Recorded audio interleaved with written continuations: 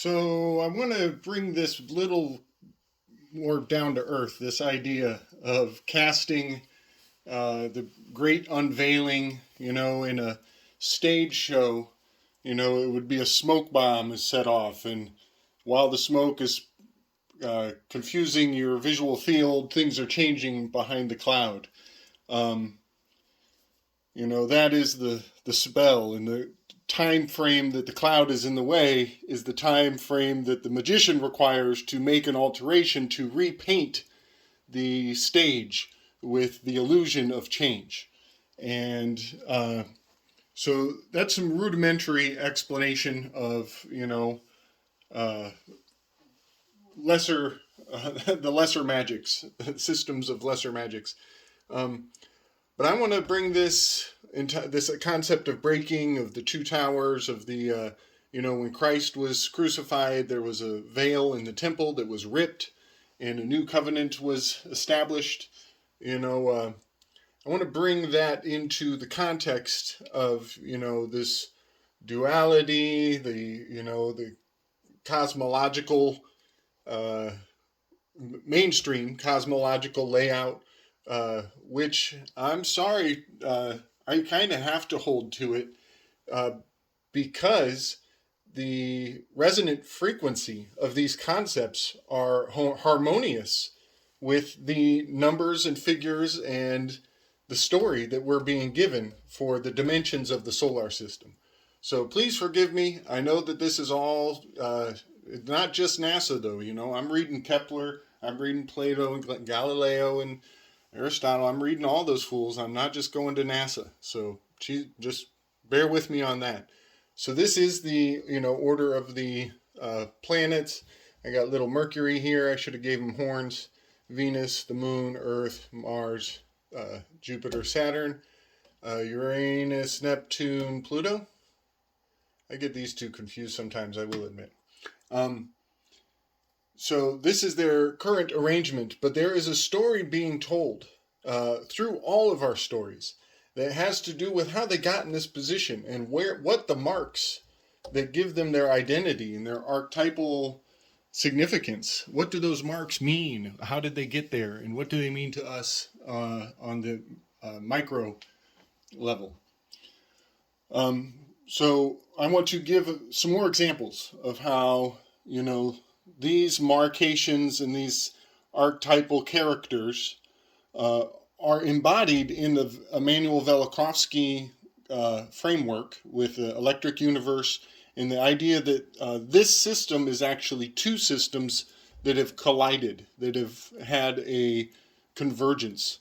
And this is the one, this is the phallus, the tower, the power, the P, the palace, the pyramid, the structure, the statue, the burning man. This is the effigy. And this is the fire. This is the sun. This is the solar system on a plane. And this is the plane net. This is the net, the plane net that has been cast out to catch a fish.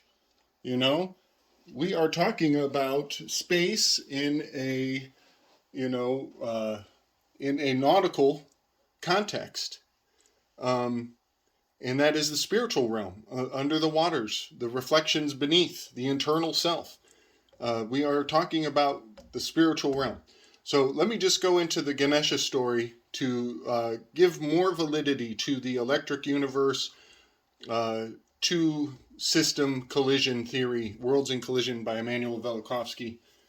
Kind of started this movement for anybody who wants to look into it. So the story is that there were at least four bodies stacked in a column, and that they were shrouded in a sheath of purple dawn, and they slowly, gradually approached the sun, the solar system. And there were already certain bodies in motion in this system that are, some are gone and some are newly relocated. As a recrowning, as the leader of the band died, as the head fell off, as we were decapitated and put into the mill, on working on the grindstone, keeping your nose to the grindstone. I should be going this way, plotting around the solar system. So, the story of Ganesha is, to me, an indicator of the confluence between two systems, one being horizontal and one being lateral. And the story of Ganesha is that Parvati, the divine partner of Shiva, she needed a place to rest and a place of comfort to bathe, a bathing pool on top of a mountain, and shrouded in a mysterious shield of protection. And she went there to rest, and she created the most beautiful baby all by herself. This is also very similar to Sophia, and that immaculate conception, the birthing of a child without the masculine. She creates a child, and it is the baby Ganesha. It's the most perfect human child. Humans stand upright, vertical. So all of this first part of the myth has to do with a very nuanced reflection of this columnal alignment. She's resting, she's in a shroud, the water, the mountain, that's, I think, Neptune and Mars. So she's relaxing, and her king, Shiva, he discovers her, and that is depicted in the periodical illuminating and the discharges that happen in the electric universe as this structure gets closer and closer to the sun. And he discovers her, and he wrecks shop. He ruins her whole grotto, her sacred grotto, and the earth shake, and he kills the baby, and he takes the baby's head off. The baby's head is removed. So this is, the veil falls, Saturn is taken away, and the power of this magnetic northern alignment is cast into a sea, a plane net, a net of planets. And what happens from there is Shiva then repents. He feels bad for what he's done, and he wants to make everything smooth again. He wants to calm the waters with his wife. So he goes and he finds an elephant's head and replaces the baby's head with an elephant's head, and Ganesha is born. And so I want to point out, the baby stands upright. Elephants stand horizontally. Elephants have that table shape, that plane of existence. And so taking the head of an elephant that's horizontal and putting it on a baby that is vertical is very deeply symbolic to me. That Velikovsky's theory is quite on point. There was some kind of merging of two systems, one axial and one heliocentric. And when they converged, there is still to this day a bob and a weave, a up and a down going on. And that's the sigma, that's the sine wave, that's the reason we have a brain at all, because patterns repeat. That's electromagnetism playing together. So we are very much in a world of ones and zeros. And that is yet another example of breaking or casting the spell. When Shiva cut off the baby's head, an arrangement was broken.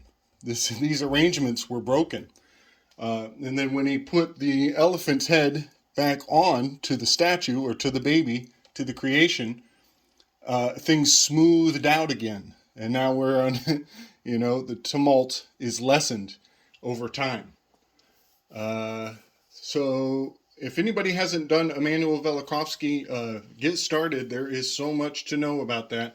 I will probably do a video soon about the correspondences between Velikovsky and Einstein. And I kid you not, folks, I have found a paragraph of one correspondence where Einstein actually signals 322. Maybe it's 223. I think he talks about page 223 of Immanuel Velikovsky's book. I'm not even kidding. And then he ends the correspondence with a comment of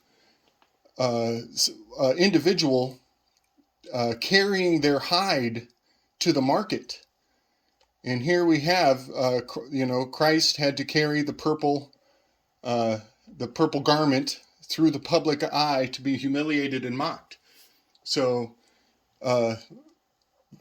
Einstein was talking to Velikovsky metaphorically about the veil, the hide, the pelt, the skin being carried into the public purview and being humiliated as a metaphor on the same letter that he was signaling 223. All right. I'll get into that one another time. I love everybody. Much strength. Peace.